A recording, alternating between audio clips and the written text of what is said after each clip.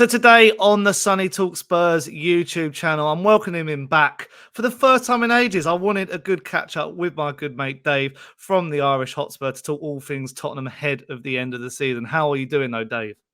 Yeah, look, I'm keeping well, Sonny. It's been too long. We need to get back to doing something regular next season or even over the summer. But thank you very much for having me back. And I'm excited for this conversation. Let's see where it goes. Yeah, it should be quite interesting. And if you don't know Dave or the Irish Hotspur, go over there and check them out. They are fantastic. They've given me a lot of opportunities over the season to build my audience and stuff like that. And obviously, if you're new to Sonny Talk Spurs and you've come over from the Irish Hotspur, make sure you like the video, subscribe, hit the notification bell, and also link in the description down below to become a member of Sonny Talk Spurs as well. But where do we start? I mean, the title of the video is Can Ange Postecoglou save Tottenham Hotspur? Which is the big question which will come onto in due course. But Dave, what have you made of the season so far? Because it has been a proper peaks and troughs roller coaster, all that sort of stuff. Yeah, it's been a real up and down season. We got off to a great start, and look, we just haven't been able to stay in it ever since that Chelsea game came around. Injuries, suspensions, and we just haven't been able to get it back on track. Look, there could be an argument to be made that that first 10 games was a new manager bounce. We've seen it when Conte originally came in here, Jose originally came in here, but we haven't been able to sustain it. But look, it's been a season in the highs and lows, but I think we've had a lot to deal with this season. We lost our best creator and our best goal scorer the day before the season kicked off. We had a changing goalkeeper for the first time in a decade. We've got a whole new back line, and that forward line has sort of had to find a way without Harry Kane as well. So we've had an awful lot to deal with. There's been a lot of ups and downs, and don't get me wrong, some of the results we've seen this season, especially when we've been on the wrong end of them, they've been big score lines put by us, and there is problems, set pieces, defensively we need to tighten up. Going forward, we need to be a hell of a lot more creative with the possession that we usually have in games. But for me, when I came into this season, Sonny, and I think many people sort of have maybe changed their expectations as the season's gone on according to where we've been, which is understandable. That's the life of a football fan. But coming into this season, none of us really expected us to be up there challenging. With a lot of the changes we made, a lot of us said, look, we'll be happy just to have some sort of European football back here next season. We pick up a point on Sunday against Sheffield United. That's the job done. And for me, I'm happy to roll into next season with Ange Postecoglou. I mean, you mentioned Harry Kane there, and that's what I think a lot of people have forgotten. They've forgotten that happened. I mean, even predictions from Tottenham fans. I know people have joked about Paul Merson saying lower table, mid-table, but even Tottenham fans were like, better football, more attractive football, and, a higher finish than last year. People were saying 7th, 8th, 6th would be good. And, that is sort of maybe a success in one way or the other. You could talk about the cups maybe were disappointed, but Postecoglou will hopefully learn from that. And then also, I think if you were, and I was discussing this with someone last night in the pub, if you were to flip the season, like if we started off losing 5 out of 6 and then ended it strongly, then I wonder what the sort of rhetoric would be. But it was because we sort of had that such a strong first 10 games. It sort of, has been, and has been, applauded, but now he's getting, criticised and all that sort of stuff. But, thinking about how we could end the season, obviously you say we need a point to finish 5th. It's not guaranteed, but we did have a chance to finish 4th. Obviously Villa have secured that after our loss to Manchester City. So do you think, did Spurs bottle it potentially? The word bottle does get thrown around a lot. Or do you think if we finish 5th, 6th, maybe as low as 6th, is good considering, that Harry Kane factor that people aren't always talking about? Look, to a degree, we bottled Champions League football, but I feel like everyone feels like it when we bottled it against City. We didn't bottle against City. City was our last chance. We bottled it against Fulham. We bottled it against Newcastle. The North London derby at home, when we went away to the worst Chelsea team in 20 years. Some of the games against Wolves this season where I remember we were 1-0 up earlier on at the start of the season. They came back, scored 2 late injury times. Aston Villa earlier on in the season at our place as well. So, I think they're the games where we really bottled the top 4 rather than the Man City game, which I think there's a lot. Look, there's a massive fallout around the Man City game amongst the fan base and all, but I just would say to people, that's not where we lost it. We lost it before that. That was our last chance. But look, Sonny, the way I see it is, considering all the change that we've had, I think Ange Postecoglou has sort of brought what a lot of fans were asking for when they wanted Conte out the door. When they wanted Conte out the door, they wanted to play on the front foot, possession-based attacking football.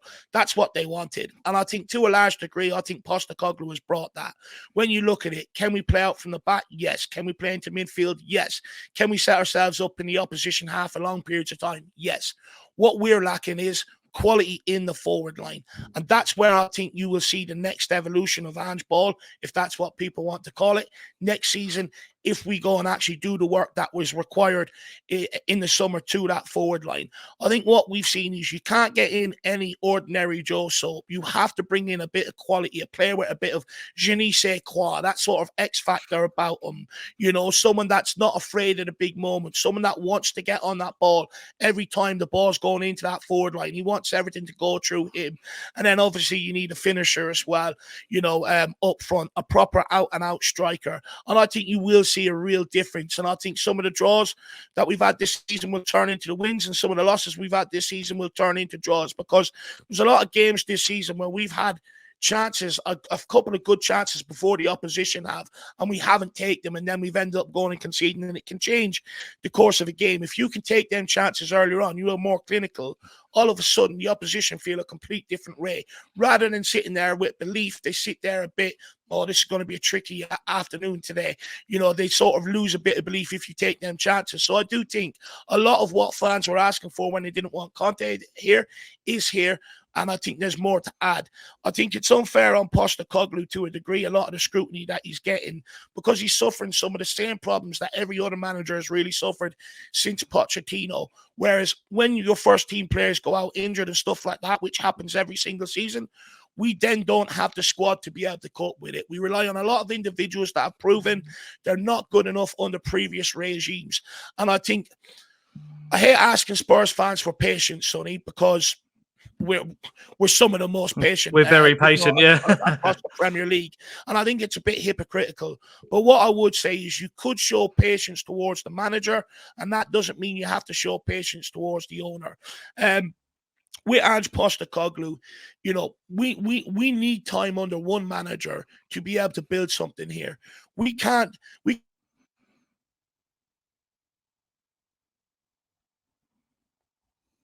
just because all you're doing there is going into every sum 100, 200 million. You're making that stretch then across 8, 9, 10 positions every single season.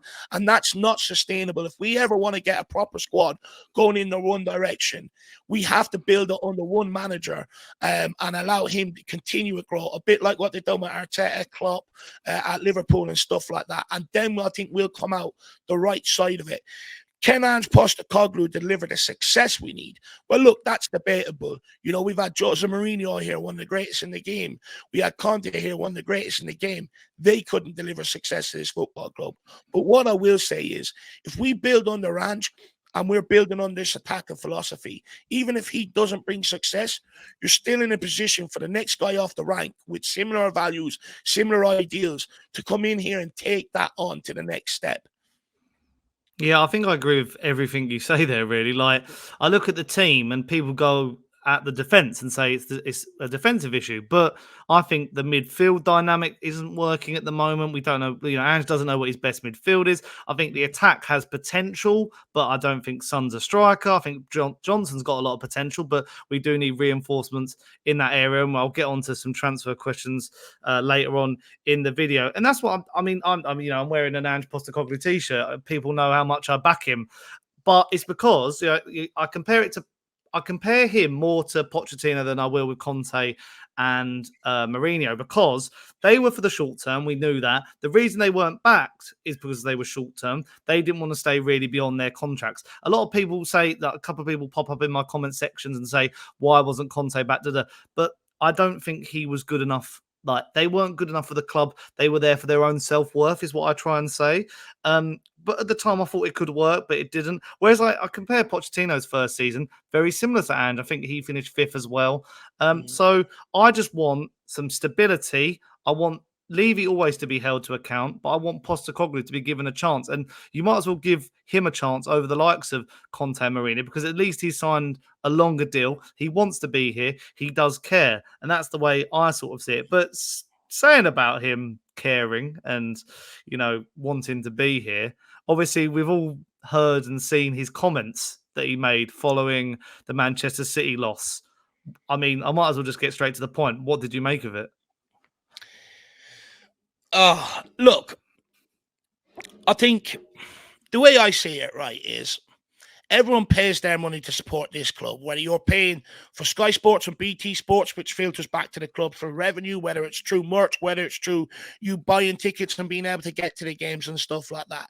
Everyone pays their way to support this club some way or another. And it's up to them how they want to support the club. They pay their way to support it the way they want to. But with Ange's words after the game, I think no matter what side of the fence you sit on, I think we can all look back and say, from the outside looking in, that's not a good situation to be in. That's not right having that split. And hopefully what it's done is shone a massive spotlight on Tottenham. And hopefully, it kick everybody's arse into gear around the football club and actually get us all to pull in the one direction. And maybe this fallout between the fan bases, maybe the last thing that needed to happen so that we can refocus and get going in the one direction. I think Ange Postecoglou was right to come out on what he said after the game.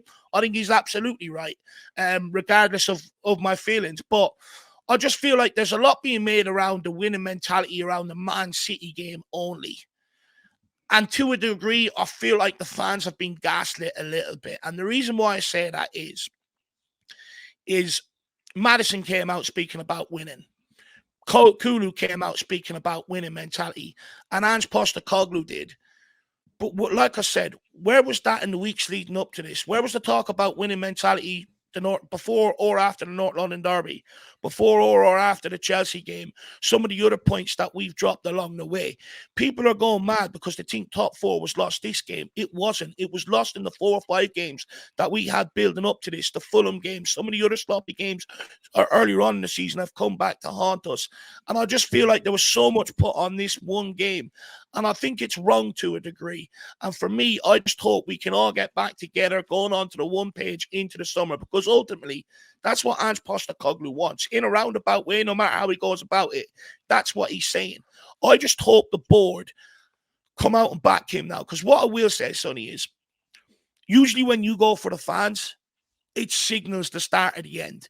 They're the one thing you don't go for as a player or a manager in and around the football club is the fan base. So I'm slightly concerned by that.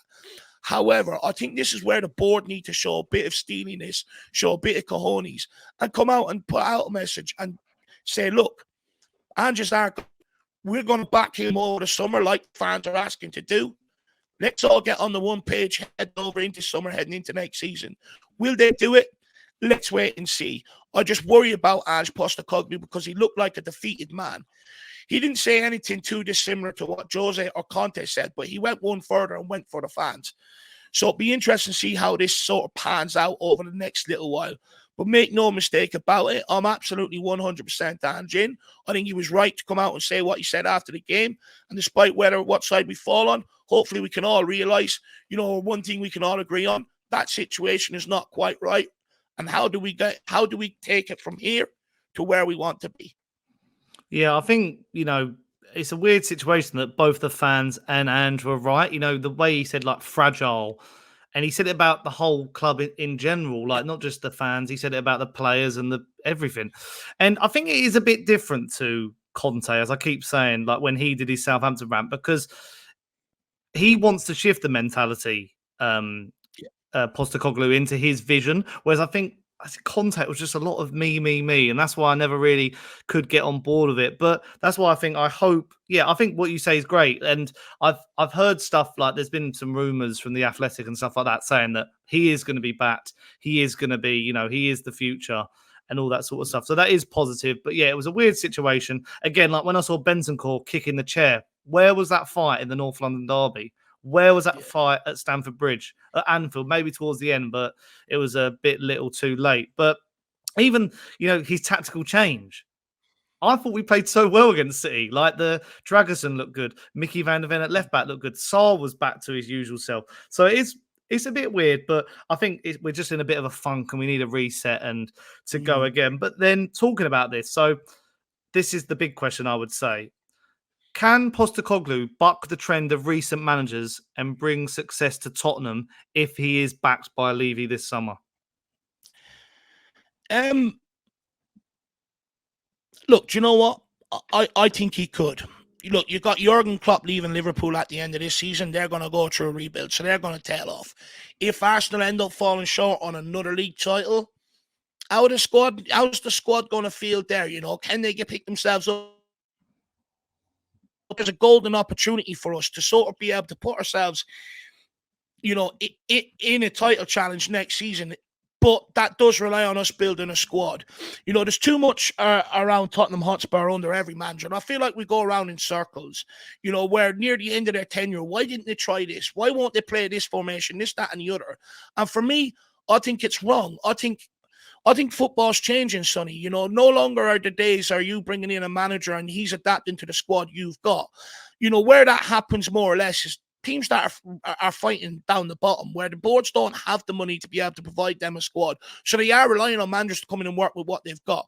But at the top end of the table, and the way the big clubs have been operating the last maybe decade, is that they build a squad and they bring in a manager. And they say, okay, they bring in a manager, they hire him who they like with his philosophy, his style of play, how he wants to introduce it. And then they give him a squad and they provide him a squad with 2 players in every position to be able to do that going forward. And this is where we need to get to at Tottenham Hotspur. We can't keep hiring a manager and going, okay, we've hired you for this reason, for this style and everything else. And then the fans go, well, we want you to change that. We can't keep doing that. At some point, we have to go, no, this is what he wants. We like it. We can see the growth in it. We're going to back it. And for me, this is where it all comes down to, is building a squad over the course of the campaign.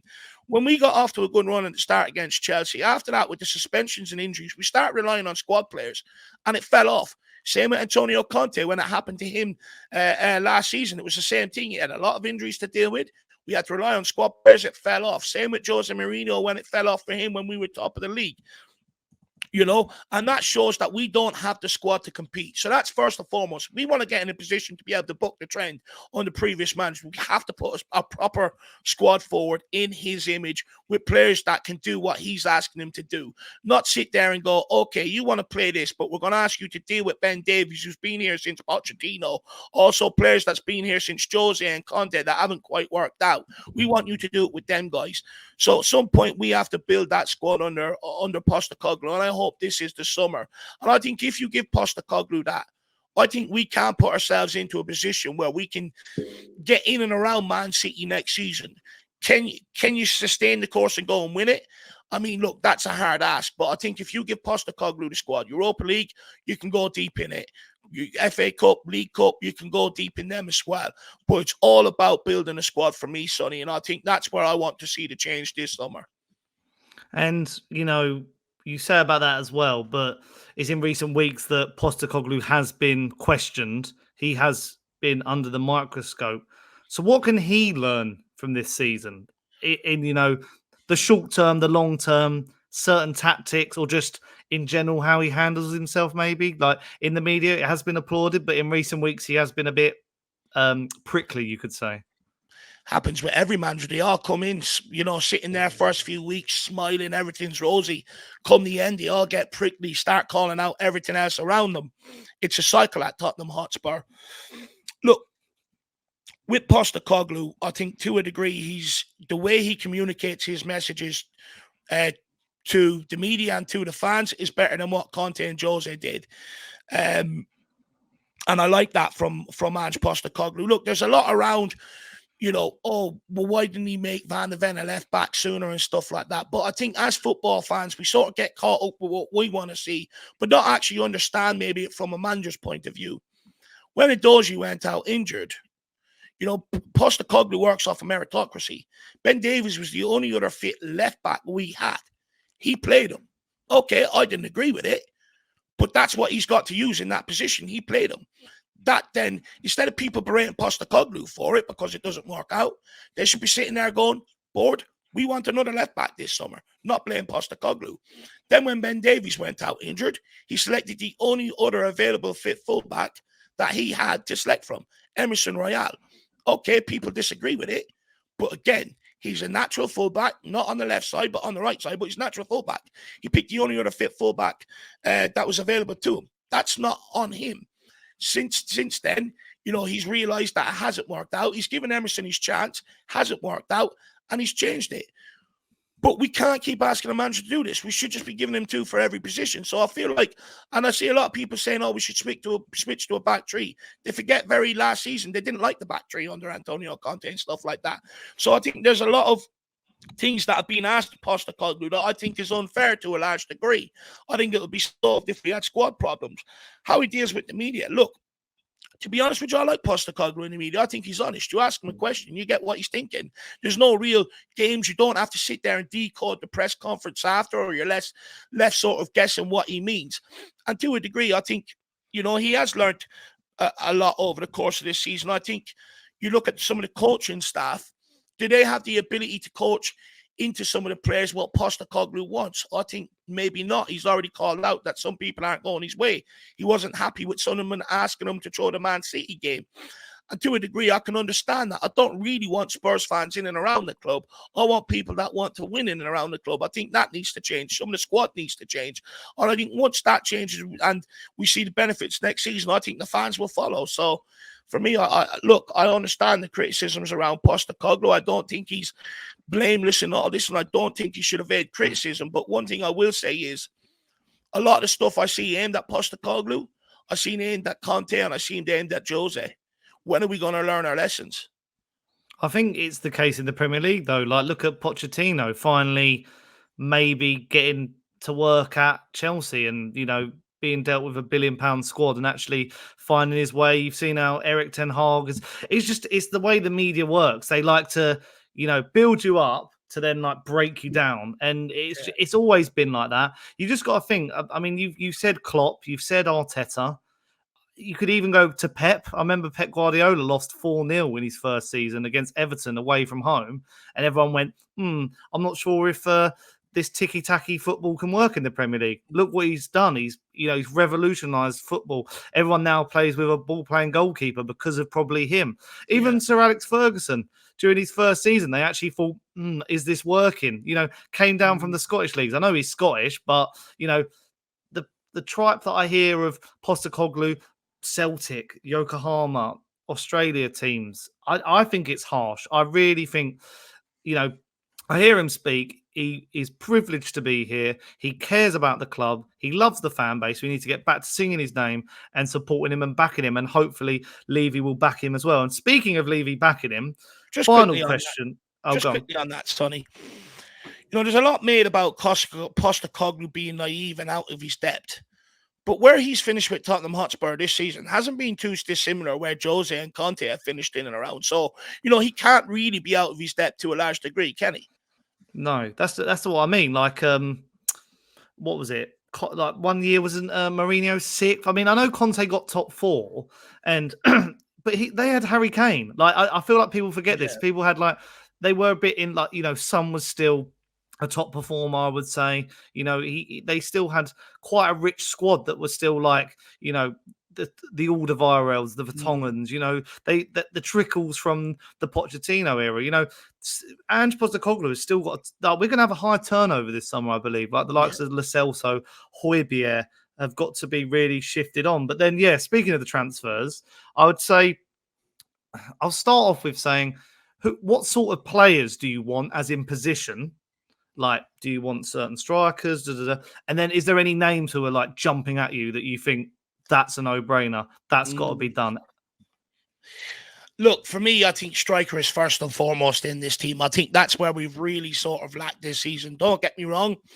I think Son has done a magnificent job, doing the best he can for us. But my biggest problem at Tottenham Hotspur is rather than go and sign players, we repurpose players. Ben Davies hasn't been good enough at left-back since Jose Mourinho. For large parts, we shifted him inside to be a left-sided centre-back. Derek Dyers, centre-mid back to centre-back. The only time it's ever worked out for Tottenham has been Gareth Bale from left-back to left-mid. But apart from that, it hasn't worked. And for some reason, we think at Tottenham Hotspur, because we've done that with Bale, we can keep doing it with players. Sonny's been our winger his whole entire career. Then I have Spurs fans sitting there going to me without any evidence, no, he's a striker now. He has to play striker now. It's like, how? How? He's been a left winger all his life. Oh, his stats aren't as good off the left wing. That's what I keep hearing this season. Oh, he's finished. No, he's not finished. He just doesn't have Harry Kane up there, who put away a lot of stuff he created, who also created an awful lot for Son, you know? And for me, Sonny is a left winger, and you have to put him back out there. You see, come towards the end of the season, Postecoglou is moving him out there. He looks a lot more freer. He looks a lot more comfortable. He looks a lot more sort of creative. Down the middle, he's uncomfortable. He cannot play with his back to goal.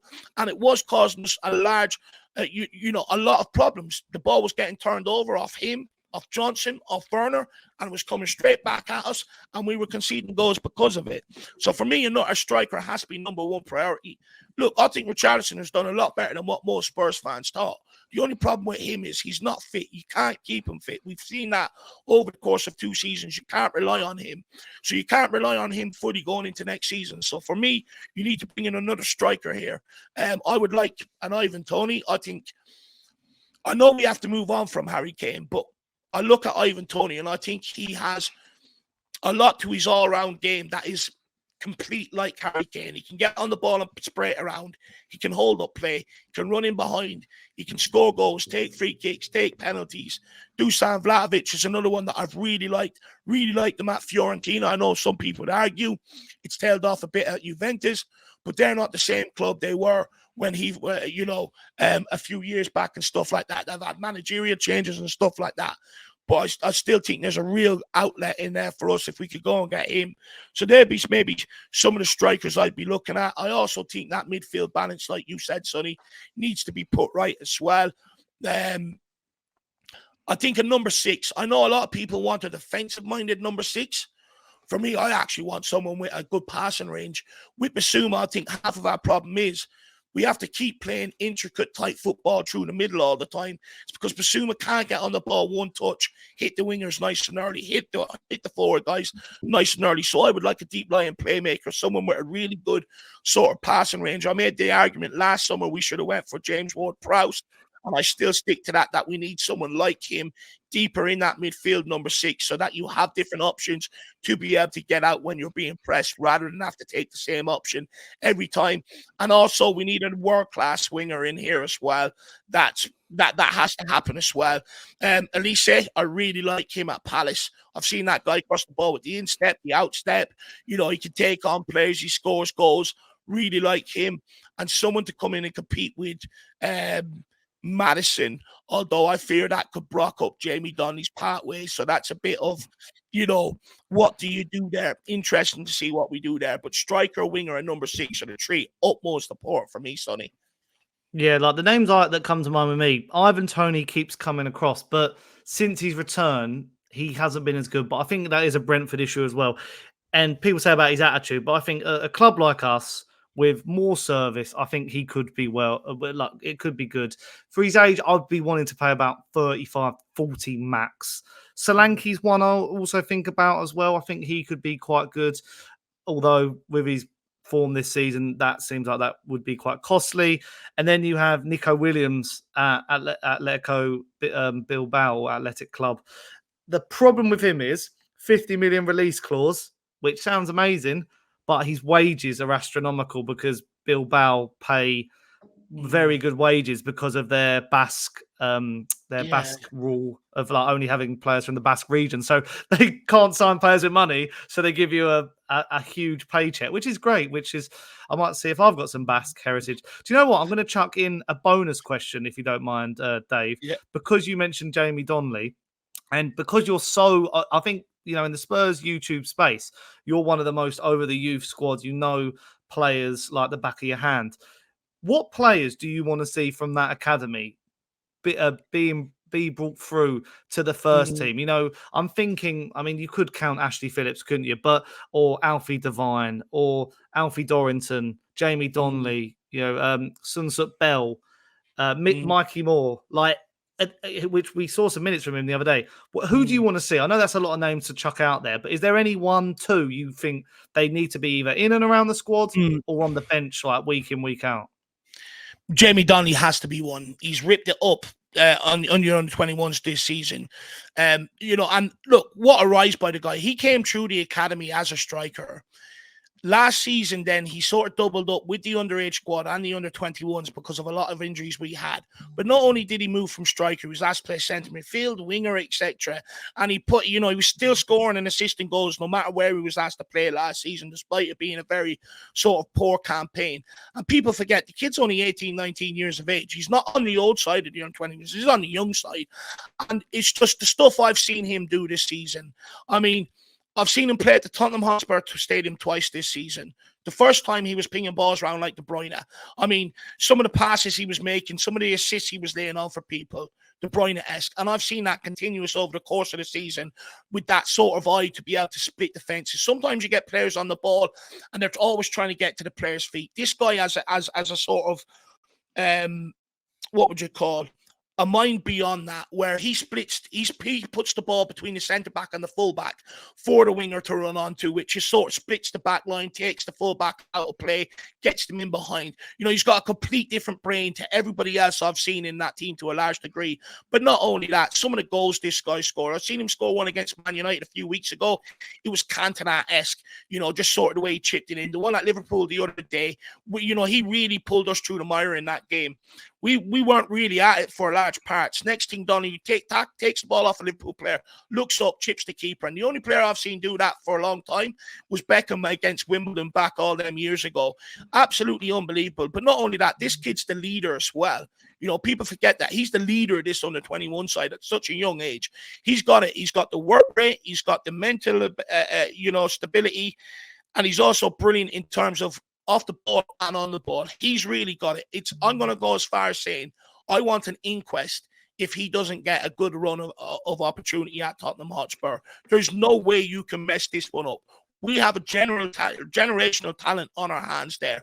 Mikey Moore is another one, very talented. You're seeing that he's up with the senior team the last few weeks, up there. I question how much of that is to do with the injuries that we're carrying, that we don't have backup forward players, but also the fact that they didn't want to break the under-21s up because they have silverware to play for at the end of this campaign. But he's a supremely talented player, Mikey Moore. But the other one that doesn't get enough mention is Tyrese Hall. This guy has had an absolute phenomenal campaign, Sonny. He started off with the under-18s this season. A massive trademark of him is not only that he's good on the ball, technically can play box to box, good out possession as he good is in possession. But he likes to hunt the ball over, and when he turns it over, he's also got end product. Sometimes he doesn't even need players to play with. He'll just go on and put it in the back of net himself. Then he got into the under-21s in and around this sort of winter period. Walked into the under-21s, straight into the lineup, and has been one of their best players for the rest of this campaign as well. Scoring goals, assisting goals. One thing I really like about him, he's got a great passing range. He doesn't always need to play the simple thing. He mixes his game up an awful lot, which makes him very hard to play against. And he was on the bench for the Man City game there the other day. And we recently tied him down to a 5-year contract. He's absolutely phenomenal. Dorrington is another one I think we should give an opportunity to. I think he's sensational in terms of on the ball, playing out from the back. He's absolutely brilliant. He has no problem with that side of the game. And defensively, I think he's very good as well. Josh Keeley, potentially, with Fraser Forster only having 1 year left on his contract. Could we see him in the future? There's been a lot of talk about Iago Santiago. But where people miss is the fact he's already 21. I think he's already on the older side of the under-21s, has never been anywhere near given an opportunity in the first team. And he's only 1 year left on his contract. I know many people maybe look at this sort of campaign he's had and expect him to come in, but I don't. I just think with the age of him, he doesn't look any better than some of the other guys around him. You look at Donnelly and Hall, they're Dorrington. They're miles above anybody else around them. So they're the ones for me that I'll be looking at. Sunsup Bell is a bit hit and miss. He's had a poor end to the campaign, to be brutally honest with you. Will Lancashire is another one. He scored a lot of goals this season. But my problem with Will Lancashire is, Sonny, and I guess this is why, he's still got plenty of time to work on this. But sometimes he can have 5-6 really good chances per game. I might only take 1 or 2.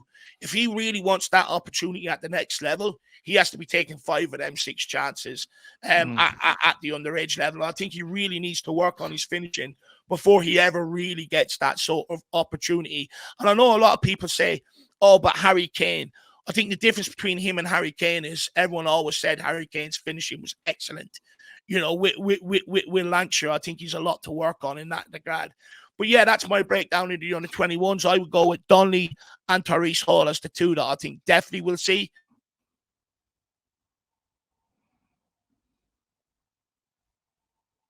And Phillips being given the opportunity at some point as well.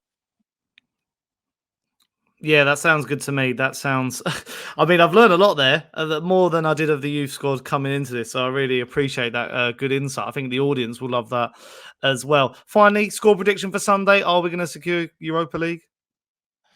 Yeah, look, I have no fears about it, Sonny. I think the last few seasons we've ended off on big wins. So for me, yeah, I think we should put 4 or 5 by Sheffield United. I know we're not scoring a lot of goals, but I think end of season they're already relegated. We know we need to go and get a point. I think we can bang a few past them. So I'm going to go 4-0 Tottenham. Here we go then. I think 3-1. But obviously, if you want to hear more predictions ahead of that game, go over to the Irish Hotspur. They do predictions with all the Spurs YouTubers. I'm on it this week, so you can go and see my face over there. But I'd like to say a massive thank you, Dave, for jumping on. Really good chat. Nice long form bit of content as well for the audience at home. Is there any other things you want to plug? Your watch alongs ahead of this weekend as well? Oh yeah, you can do the pre-match build-up with me on Sunday plus the watch-along. Usually I do under-21 watch-alongs, but they're playing at the same time as I'll be doing the pre-match. So I'll combine the two. So it's a semi-final they're in on Sunday as well. So come and join me. There you go. Go over there and watch him and then come back and watch my full-time reaction as well. What a good day to be on YouTube and to be a Spurs fan. But yeah, thanks again, Dave. And as I said at the beginning of the video, if you haven't seen the Irish Hotspur, where have you been? Go over there, subscribe and all that good stuff. And if you're coming from Dave's channel over to here, subscribe to Sonny Talk Spurs, hit the notification bell, subscribe, all that good sort of stuff. Leave your comments. What did you make of all the points we made and discussed? And also for 99p a month, you can become a member of Sonny Talk Spurs and get exclusive access to my podcast. Nice one, Sonny. What an absolute bargain. But yeah, see you guys very soon. Hopefully with Europa League football in our hands. But until then, see you guys soon. Bye-bye. Come on, you Spurs.